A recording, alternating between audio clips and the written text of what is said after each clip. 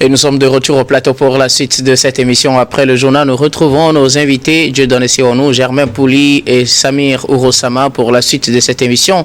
Nous abordons notre troisième sujet. Nous parlons à présent du Bénin. Le TOFA ne s'est pas prononcé sur une supposée candidature de Patrice Talon, alors que les Vaudoudés venaient de prendre fin et que le Bénin a célébré la tradition vaudou. Le TOFA a été consulté et des interprétations ont eu lieu.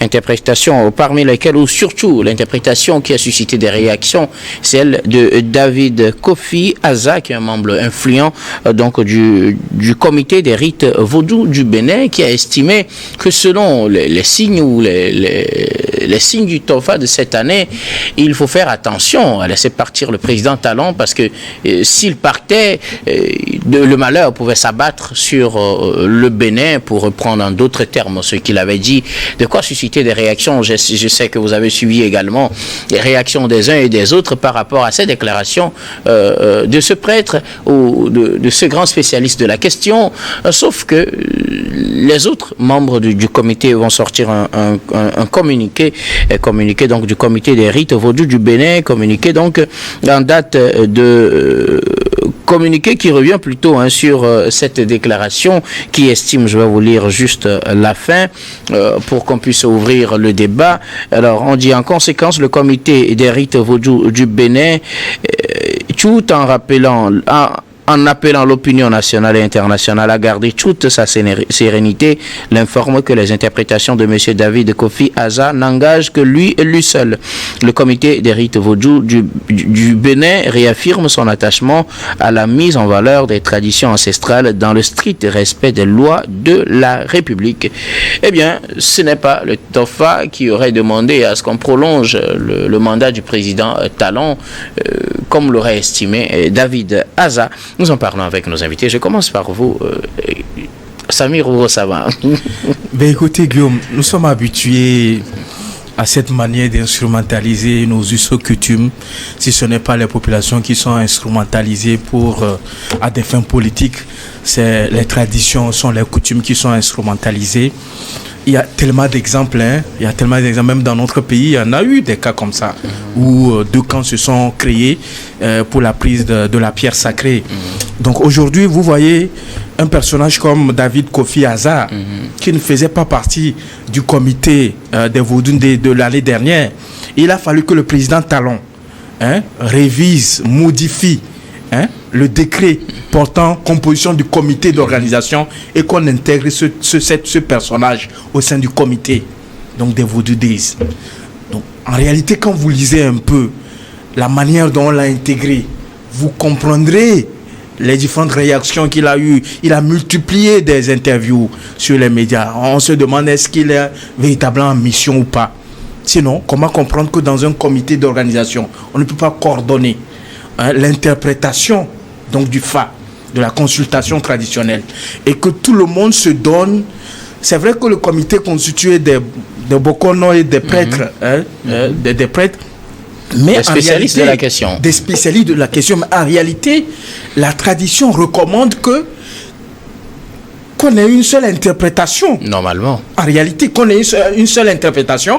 Et donc, les discussions, même s'il y a des divergences de compréhension donc du signe qui a été révélé, ben, le bon sens voudrait que vous vous asseyez au sein du comité, que vous réfléchissiez, que vous discutiez, que vous vous mettiez d'accord sur une interprétation commune, véritablement. Et ne pas s'adonner à ces sorties intempestives, même si le président du comité d'organisation est sorti et a voulu apaiser donc les populations, en disant que ce signe symbolise la protection, l'invincibilité, la prospérité pour le Bénin. Donc en réalité, vous avez véritablement un problème. Donc la politisation donc de ces traditions là. Et donc beaucoup même sont allés demander à ce qu'on puisse départir donc le FA des Vaudou Days, qui est en réalité, qui même si c'est un événement coutumier traditionnel, mais c'est un événement culturel. Donc qui parle de culture, parle de l'intervention donc de l'État véritablement. Et lui, il n'a vu aucune explication que de dire que le président Talon ne doit pas partir. Et il est même allé loin en disant que la Constitution n'est pas un évangile, que c'est le législateur qui a écrit la Constitution. Or, que le FA ne connaît pas la Constitution. Mais lui-même, il a dit, le sieur David Kofi Azar, que la Constitution, ce n'est pas l'évangile. Bien sûr. Parce que l'évangile, c'est Dieu. Et donc, pour lui, la Constitution, c'est le législateur. Et il dit que le législateur est là. Parce qu'on dit que actuellement, la Constitution interdit donc de faire plus de 2 mandats. Le président de la République a eu l'occasion de le rappeler, dit en aucun cas, nul Béninois dans sa vie ne pourra faire plus de 2 mandats. Donc aujourd'hui, vous avez une situation où on peut peut-être, sans vouloir se tromper, dire qu'il est en mission commandée, que c'est le président de la République qui est en train de tamiser un peu les choses pour voir, faut-il aller ou bien faut-il laisser le plancher. Et là, ça discute un peu. Et moi, c'est déplorable de voir un personnage comme ça. En réalité, le président qui l'a nommé doit pouvoir le recadrer. Et l'amener. Si le président jusqu'alors ne dit rien à ce propos, il est en train de discréditer, décrédibiliser en réalité cette pratique traditionnelle véritablement, comme ce fut le cas dans beaucoup de pays. Comme au Togo ici, où la prise de la pierre sacrée a connu également des phases comme ça, jusqu'à ce qu'il y ait une division au sein du comité d'organisation. C'est pour dire qu'en réalité, nos pays ont choisi une voie. Et la voie que nos pays ont choisie, c'est la voie d'un État moderne, un État laïque. Mais le Bénin n'est pas un pays de vaudou. Officiellement, dans la Constitution, il n'est écrit nulle part que la religion au Bénin, c'est le vaudou. Non, il y a des chrétiens, il y a des musulmans, il y a des animistes, il y a ceux qui adorent le vaudou. Il y a d'autres confessions religieuses. C'est un État laïque, véritablement. Donc, nulle religion ne peut imposer ces révélations donc, au reste des Béninois, au peuple béninois. Mais ça ne se fait pas dans c'est justement pour ça que le comité est revenu, pour dire qu'il faut que tout le monde garde sa sérénité. Ce qu'il a dit n'engage que lui et lui seul. Je pense qu'il faut prendre même une décision pour renvoyer le sieur David Kofi Azar, donc du comité d'organisation. C'est ces gens-là, des malhonnêtes véritablement, des personnes qui sont là pour servir leur intérêt particulier, au lieu de servir l'intérêt général. En réalité, le FA devrait révéler des nouvelles pour le peuple béninois. Samir, c'est vrai, votre temps de parole épuise, mais rapidement, dites-moi, est-ce que quelque part, il ne faut pas faire attention avec cette affaire de spiritualité? Et si le sieur Azar avait raison? Si le sieur Azar avait raison... Et que finalement, on sait, ça peut arriver que ce soit en contradiction avec la Constitution. Mais s'il avait raison. S'il avait raison, on laisse ça de côté. Demain, les musulmans aussi vont sortir pour dire que, selon les consultations de Allah demande à ce que M. Talon quitte le pouvoir. Demain, les évangélistes vont sortir. Les catholiques aussi vont sortir. Ils vont dire que selon les consultations, Jésus-Christ a dit que M. Talon doit partir. Mais on doit écouter qui, au final? Mais on doit pouvoir se départir donc de cette appartenance religieuse à la vie de la République. La République n'est pas animée par une seule religion, c'est une pluralité religieuse véritablement. On doit faire attention à ces genres de personnes du nom de David Kofi Azar. Merci beaucoup. On vous a compris. Alors, Dieudonné Sironou, la consultation du FA, ce n'est pas la première fois que ça se passe au Bénin. C'est devenu récurrent dans ce pays. On sait avec quel a été l'engouement autour des Vodou Days de cette année d'ailleurs. Ça a commencé du 9 jusqu'au 11, donc un peu plus que l'année dernière. Et quand on parle de cette consultation et de l'interprétation, un problème se pose. Il y a un premier qui pense que le FA dit qu'il faut faire attention. Il n'a pas dit qu'il faut forcément qu'il fasse un 3e mandat, mais attention, si vous laissez Patrice Talon partir, le malheur s'abattra sur le Bénin. Et ça vient d'une interprétation du FA. Est-ce qu'il ne faut pas faire attention? C'est vrai, le comité est sorti pour dire, attention, ce qu'il a dit n'engage que lui seul. Le FA, d'ailleurs, ne s'est pas prononcé sur l'année 2026, puisque le mandat du président Talon se termine en 2026. Nous ne sommes qu'en 2025 pour le moment. Non mais écoutez, j'étais sur le point d'applaudir. Alors, j'applaudissais d'ailleurs Samir dans son développement, parce que s'il y a quelque chose que je retiens aujourd'hui, je suis d'accord avec Samir dans tout son développement à ce sujet. Écoutez, s'il y a une question qui divise aujourd'hui les peuples, c'est bien la question, c'est la religion. Et alors, que cette religion s'invite encore sur le terrain politique déjà pourri, je me dis, la salade serait très difficile à digérer. Une chose est de faire parler les dieux. Mais une autre chose est de respecter les principes établis par les hommes, accrédités par Dieu lui-même. Dieu a permis à ce qu'il y ait une constitution, ou alors a laissé les peuples faire leur constitution. Il est là, il regarde. Il n'a pas fait une intervention pour interdire, ou alors écrire des constitutions pour un peuple, alors pour un pays. La seule, en tout cas pour nous les chrétiens, c'est la Bible qui est nous notre constitution. Pour les musulmans, eh bien c'est le Coran, ainsi de suite, ainsi de suite. Alors justement, on parle aujourd'hui pour les traditionnalistes, on pourrait parler du fa aussi qui est un guide. Et maintenant c'est l'interprétation en fait qui fait problème. Là, voilà, heureusement qu'on parle d'interprétation. Monsieur Hazard pourrait mal interpréter ce que le fa dit. Personne n'a choisi Monsieur Hazard comme étant le porte-parole du comité. Il a fait une sortie solitaire. Il n'a pas fait une sortie au nom du comité. Alors qu'en réalité, s'il y a un comité, il faut que le comité parle d'une même voix et fasse une interprétation qui relève de la cérémonie ou alors de la consultation générale. Mais malheureusement, cela n'est pas le cas. Alors quelqu'un sort et fait transparaître ses sentiments dans une interprétation au nom d'un Dieu lié à une politique sur place. Là, il y a un problème. Je serai peut-être à la place de certains hommes de loi au Bénin. Je parlerai de celui-là qui est en train de semer ce qu'on appelle le trouble à l'ordre public.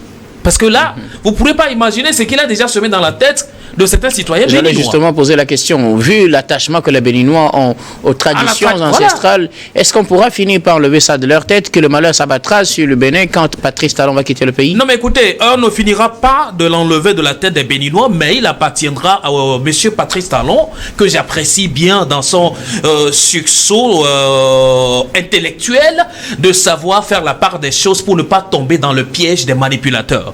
Il y a des manipulateurs spirituels, les gens qui se positionnent sur des principes spirituels pour manipuler la scène politique. Et là, c'est très dangereux. Quand ça arrive à ce niveau, là, c'est très dangereux. On ne comprend plus rien. On ne sait plus qui est qui. Patrice Talon est presque à la fin de ses mandats. Et la Constitution est claire là-dessus. Est-ce une façon... Lui-même, il a martelé à plusieurs reprises. Il a martelé à plusieurs reprises. Et qu'aujourd'hui, il revient nous dire qu'il doit se soumettre à la décision d'un Dieu, entre guillemets, phare, et donc rester au pouvoir. Je ne pense pas. Ils disent, il faut faire extrêmement attention. Je lui accorde encore un bénéfice de doute. Il n'est pas en train de dire de maintenir le président Patrice Talon au pouvoir. Mais il dit, Patrice Talon serait le meilleur président. D'accord. Que le phare n'a pas encore trouvé son remplaçant. Et donc attention, si vous le faites partir, le malheur pourra s'abattre sur vous. C'est là qu'il a commis l'erreur. Le phare n'avait pas choisi Patrice Talon. Patrice Talon s'est bataillé avant d'arriver au pouvoir. Le phare était où? Peut-être qu'il a consulté le phare lui a garanti qu'il serait élu président. Arrêtons la comédie. Nos pays africains sont trop dans la comédie et dans l'émotion, à ce qui concerne même des choses sérieuses. Il y a lieu quand même d'aller très rapide. Vous avez vu, Samir a donné certains exemples sur notre propre territoire ici. Pendant que certains ont choisi de donner des couleurs aux pierres et font parler des pierres et font dire rêver même des pierres, alors que c'est beaucoup plus la politique qui était en train de parler et non la divinité. Ne choisissons pas corrompre même Dieu, voire même les divinités au nom d'une scène politique. Il y a lieu de départager quand même les choses, appelons les choses par leur nom. La politique est une chose en soi, d'accord, mais la divinité en est une autre chose. Ne manipulons pas la conscience des populations. Merci beaucoup à vous, Dieudonné Sewonou. Alors, Germain Pouli, le FA a parlé, deux interprétations différentes, du moins la principale qui a suscité beaucoup de réactions, c'est celle de David Kofi Hazard qui a laissé sous-entendre que le président Patrice Talon ne devait pas partir. Devrait-il lui présenter une candidature pour un troisième mandat? Doit-on suspendre les élections à venir? On ne sait pas trop. Mais pour lui, si Patrice Talon quitte le pouvoir, le malheur pourrait s'abattre sur le Bénin. Réaction du comité d'organisation, cette interprétation n'engage que son auteur. Oui, jusque-là, on ne sait plus finalement quelles sont les prédictions du FA. Est-ce que c'est le comité qui a raison? Est-ce que c'est ce monsieur qui a pris sur lui de faire une promotion à la révision de la Constitution au Bénin pour que Patrice Talon puisse rester éventuellement pour un troisième mandat? Après, je crois que le débat n'est pas vraiment que la politique s'invite dans la religion ou pas. Vous savez qu'il y a plusieurs courants aujourd'hui qui dominent le monde. Il y a le courant artistique, il y a le courant religieux, il y a le sport et tout ça, qui sont des leviers sur lesquels la politique s'appuie. Vous avez vu les élections aux États-Unis, comment des artistes, et pas des moindres, a appelé à voter pour Kamala Harris. Vous avez vu un peu, on parlait de l'homosexualité tout à l'heure. Comment ce courant-là s'est appuyé sur Rome pour que le pape fasse la promotion de l'homosexualité. Tout près de chez nous, ici, on a vu comment des candidats ont réussi à se faire investir dans une petite église à Déwi, ici, comme candidat du Saint-Esprit. Après, les politiques peuvent jouer sur la religion, jouer sur le sport, sur la culture, tout ce qu'ils veulent pour atteindre leur fin. On sait que depuis un temps, le président Patrice Talon a envie de faire un troisième mandat, de faire un peu comme ça se fait au Rwanda, de faire un peu comme ça tente de se faire en RDC aussi, avec Tshisekedi qui a envie de réviser la Constitution. Maintenant, ils cherchent des moyens pour que cette idée-là commence par générer dans l'esprit des Béninois, il prend un peu le pouls, pour voir un peu si les Béninois sont favorables et donc la religion... Quand on suit Patrice Talon, il s'est toujours montré contre cela. Il s'était jusque-là... Jusqu'à preuve de contraire, il n'a pas dit qu'il va faire un troisième mandat. Oui, il l'a pas dit. Il avait même dit qu'il ferait un seul mandat. Il n'avait même pas dit qu'il fera le deuxième mandat. Mais ça, la Constitution le lui permet. Oui. Sauf qu'un troisième mandat, même la Constitution ne le lui permet pas. Oui, mais lui-même avait dit qu'il ferait un seul mandat. Ouais. Après, on a vu un Béninois marcher, faire des centaines de kilomètres, par exemple, pour réclamer sa candidature et tout ça. Mais est-il que la loi lui permettait mais même dans ce cas, la loi ne lui permet pas cela. Oui, mais la loi peut lui permettre, si elle est révisée, c'est ce que le prêtre traditionnel est en train de dire, que il faut que ce n'est pas l'évangile qu'on peut réviser la Constitution. Alors, on ne peut pas reprocher à Talon de vouloir un troisième mandat. Est-ce que c'est Talon qui veut ou bien c'est des gens qui veulent qu'il fasse? S'il ne veut pas, il dira non. Même si les gens le proposent, comme ce prêtre-là, il dira non, je préfère me retirer qu'un déluge s'abatte sur le Bénin. C'est pas grave. Il pourra dire qu'on a promis qu'il y aurait un malheur sur le pays, mais je prends sur moi d'accepter que ce malheur arrive au Bénin, je ne serai pas candidat. Mais il peut accepter aussi. Est-ce que ça ne risque pas de susciter des remords après? Oui, après il peut regretter que son absence crée le déluge ou le malheur au Bénin, mais il aurait respecté en tant que digne citoyen, il devrait... mais maintenant, ce que je veux dire quand même, c'est que c'est possible qu'il révise la Constitution. Et s'il le fait de façon légale, selon le mécanisme prévu, il n'y a rien à dire, ça se fait dans plusieurs pays, ça se fera encore dans d'autres pays. Et moi, je ne trouve vraiment pas de problème que Patrice Talon tente de réviser la Constitution. Alors où est le problème alors? C'est l'interprétation du fait qui pose problème? Moi, j'ai aucun problème avec ce qui s'est passé. Je pense qu'il utilise bien la religion. C'est comme les gens utilisent les artistes. C'est comme tout à l'heure, on a instrumentalisé le pape sur l'homosexualité. C'est comme les artistes aux États-Unis pour Kamala et tout ça. C'est comme ce que j'ai dit, le drapeau à l'église ici pour investir un candidat à la présidentielle ici au Togo. Donc, tous les hommes politiques utilisent tout ce qu'ils ont comme influence sur la population pour atteindre leur fin. Maintenant, on attend de voir la réaction de Patrice Talon, mais on ne peut pas lui en vouloir qu'il veuille réviser la Constitution pour faire un troisième mandat.